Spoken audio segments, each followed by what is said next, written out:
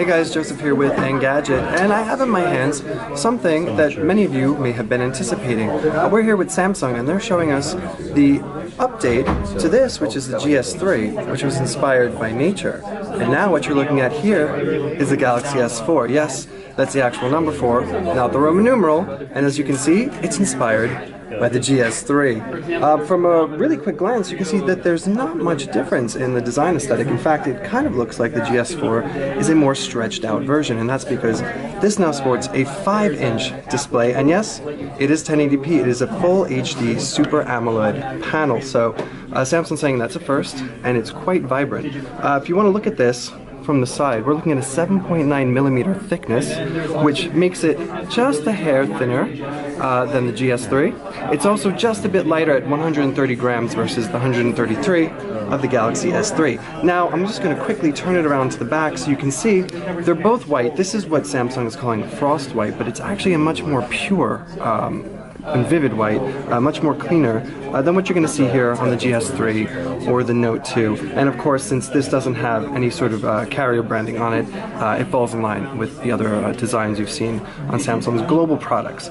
Right here on back, that is a 13 megapixel camera, so right away you know it is a bump up from the 8 megapixel on here. And part of the story for the GS4 is the enhanced camera, which Samsung is really stressing. So we'll just go into that really quickly, show you here.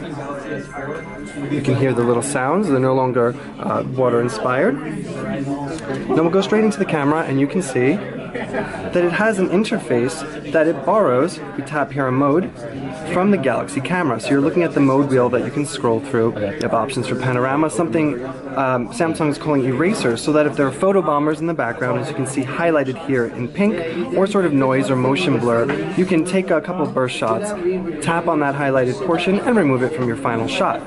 Now, the other big innovation in the camera is that it does a dual recording and dual shot mode. So if you want, you can go ahead and tap this icon, and what it's going to do, we can affect it, is it's going to pop up an option over here which we can scroll through a template. So this is the stamp option, but you can do oval blur, there's a heart shape, and what it does is it'll take the front-facing image and it'll put it there, which we can also swap around if we tap on this icon.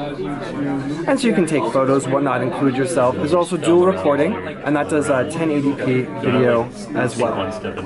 A few other notable things that come in the camera portion are cinema shot, which will allow you to use a burst mode basically, and another notable thing that the camera software includes is drama shot, which will use burst mode basically to create an animated GIF for you. There will also be something that they're calling sound and shot, which will take a still photo and do about up to 9 seconds of audio. So let's just take a quick tour of the front face of the device, since we haven't gotten to that before. So up here you can see there are a range of sensors. That's a 2 megapixel front-facing camera.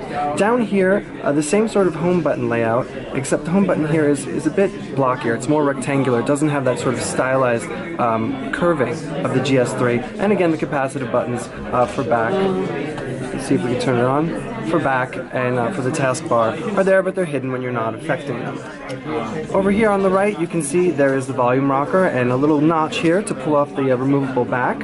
And we should note that underneath there's a 2600 milliamp hour battery, which is again just a slight bump up from the GS3. And if you're sort of getting the notion here that this is just an evolution to the GS3, well, you've cottoned on to exactly what the GS4 is overall. Down here you can see the speaker grill, same allotment as you're seeing on the Note 2. And then here on the left side is a more elongated, it's a bit thinner, more refined looking volume rocker. At the base, you have your micro USB port that is also MHL compatible. Now, the phone will come in 16, 32, and 64 gigabyte iterations. There's also the option for micro SD expansion up to 64 gigabytes, so you should have more than enough memory. Now, one of the things you're probably all wondering is what exactly is the processor inside? And right now, we can't specify the whole story because Samsung hasn't shared that with us yet, but we do know that there will be an Exynos 5 Octa version and some unspecified Snapdragon. It's all depending on regional availability. And as this is a global pre-production model, we can't specify just what we're using. But as you can see, navigation is pretty smooth, although it doesn't seem as mind-blowing as an Exynos 5 Octa should.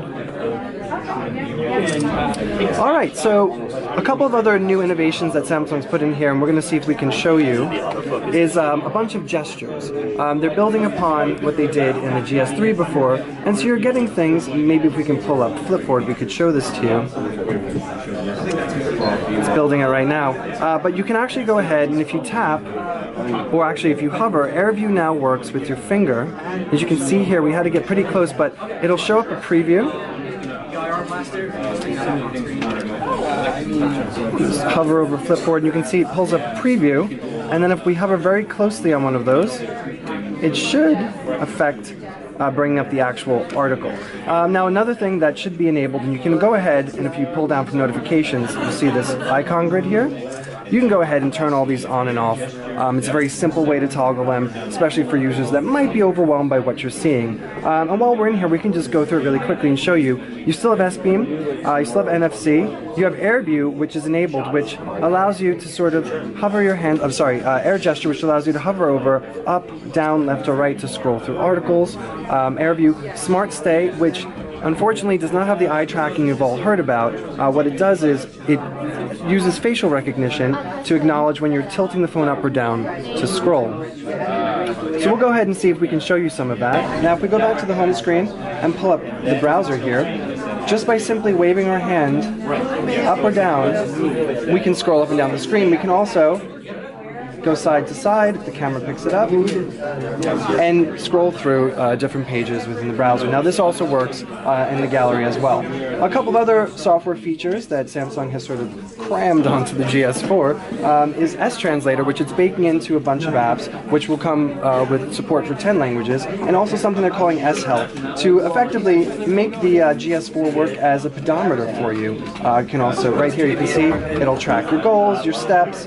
There's a caloric index you can use. There's a sensor for humidity, temperature in here as well. And to pair with this, there's a whole bunch of accessories that Samsung has sort of created. There's the S-Band, which is similar to something like the Jawbone Up, which sort of dupes the functionality of this and will sync with it over Bluetooth 4.0. There's also a scale, for those of you that want to take it to the extreme.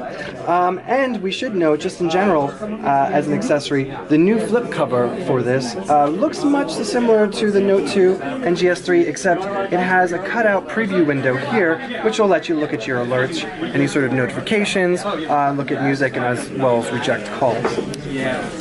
So, for now, we know that the GS4 will be launching in Q2, and in the US it will be on all the major carriers, so that's AT&T, Sprint, that's T-Mobile, that's Verizon, as well as on Cricket and US Cellular. Again, we don't know what regions are going to be getting the Exynos 5 Octa or the Snapdragon variants, but Samsung will elaborate that on a bit later.